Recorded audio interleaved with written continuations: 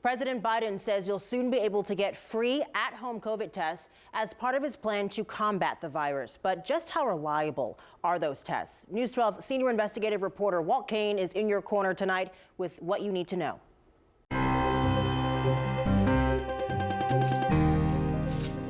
Like a lot of pharmacists, Wael Isaac offers COVID testing to customers. If it's positive, it's gonna be very clear blue line on the T here. That's negative. Isaac also sells 2 brands of at-home COVID tests, which promise results in minutes. But can those results be trusted? Some brands of the at-home test, they give false positive results. So we don't recommend it too much for people. In late November, the FDA announced a phase 1 recall, the most serious kind, of 2 million Ellume home COVID tests. The agency said the tests gave an unacceptable number of false positives. Only certain lots were affected, and the test is one of over a dozen approved by the FDA. We checked out 3 of the top-selling at-home COVID tests. All are relatively easy to use. You basically take a swab from each nostril, apply it to an applicator pad, and then just wait for results. The good news, those results will come in about 15 minutes compared to days for a lab test.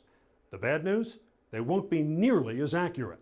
In clinical trials, the best-selling home test, Abbott's Binax Now, detected the virus 84.6% of the time.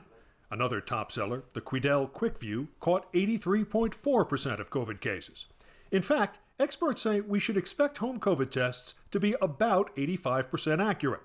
That may sound good, until you consider that on average, for every 100 people with COVID who take a home test, 15 will wrongly get told they're not infected. If you are symptomatic, then that's really where the at-home tests, again, which are less sensitive, aren't your best option. Dr. Sharif Elnahal, president of University Hospital in Newark, says if you think you might have COVID, don't trust a home test. Go the extra mile and use a test that'll be processed by a lab.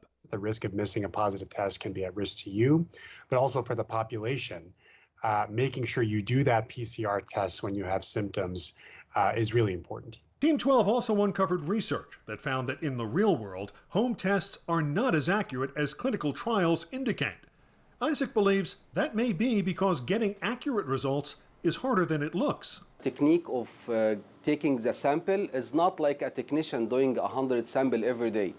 So I try to do it myself from my nose, and when I stick it, I don't take the sample because I'm afraid. You think people won't go in far enough? Yeah, they don't take the right position for the sampling. So when are home COVID tests recommended? Elnahal says they're best for routine screening, like before traveling, attending a large event, or visiting an elderly relative. It's a little bit lower of a risk that the implications of missing a test would be that dire. There's one other group that might want to think twice about taking a home COVID test, those with color-deficient vision. Take this test. The difference between a negative result and one that's inconclusive could come down to whether this thin line is blue or pink. If you think you might have trouble telling the difference, a home test might not be for you. In your corner, I'm Walt Kane, News 12.